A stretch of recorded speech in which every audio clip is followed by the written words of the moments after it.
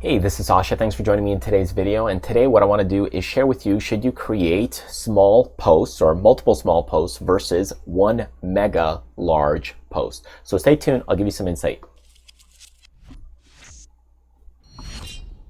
All right, so if you're looking to blog and you're probably wondering, just starting your blog, maybe you've already had a blog for a while, you might be thinking, well, should I go ahead and create a few posts or create one big post? And there's always that dilemma and decision-making process of, hey, one big one or a ton of little posts. So I talk a lot about blogging in my recent course. This is Planning a Blog Business, so you could always check that course out on our website, backstageincome.com. And by the way, you can also get a ton of great freebies there in the freebies section just by visiting that page and seeing even some mini courses we're working on as well. But a lot of people are wondering, hey, do I go ahead and create a bunch of micro posts or small posts, or should I create one big mega long post? Well, let's start with the mega long post.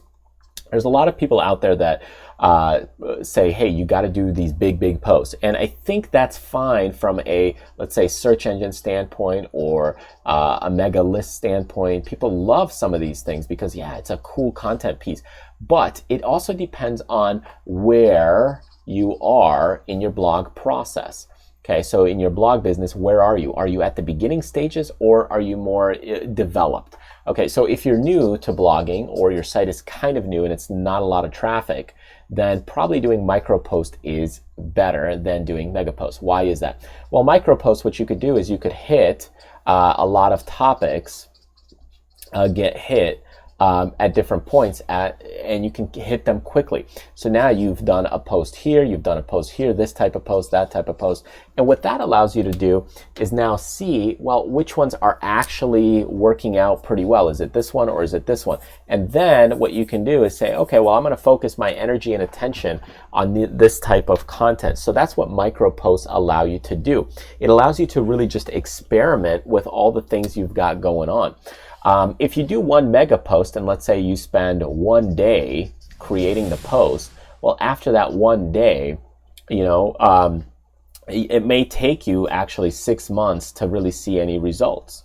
Who knows, by the time the search engines pick things up, maybe you'll get some traction, maybe it'll be viral, but there's a lot of maybes here. And you might have spent a lot of time where the post is not loved. Whereas here, if you're doing a lot of micro posts, and let's say these two are the ones that people actually love, now what you could do is take these and turn them and convert them into a mega long post. And really that is the better approach, is test things out with the small posts and then convert them into the long post.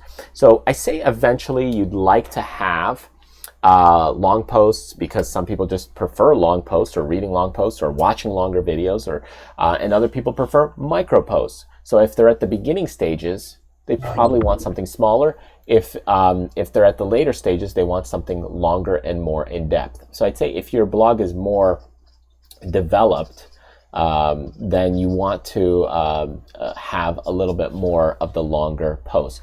And at the beginning, let's just say it's short versus long. Okay, at the beginning, you might stick to 90% short content and have a few long content. Then later on, go to an 80-20. Later on, drop that down to maybe a 50-50.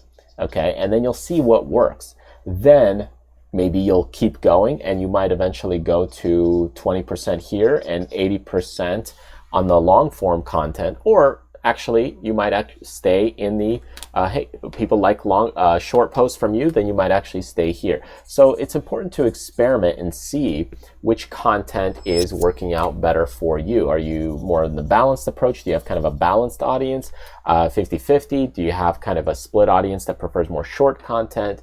Or maybe audience that prefers long content? I will say that a lot of my free stuff is probably more in the short form. So because people that want free stuff, they're just looking for some quick things. When I get into the long content, this is where more of my paid stuff is, the courses and so on, because this has depth and detail. So because people that are paying for things, they want things in details. People that are free, they want something quick, easy, it's a solution, and then they're done.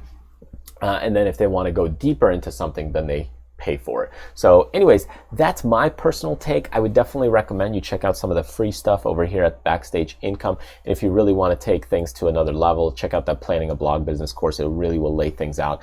It's over 8 hours long of really in-depth blog planning, blog development, how to think about your blog like a business.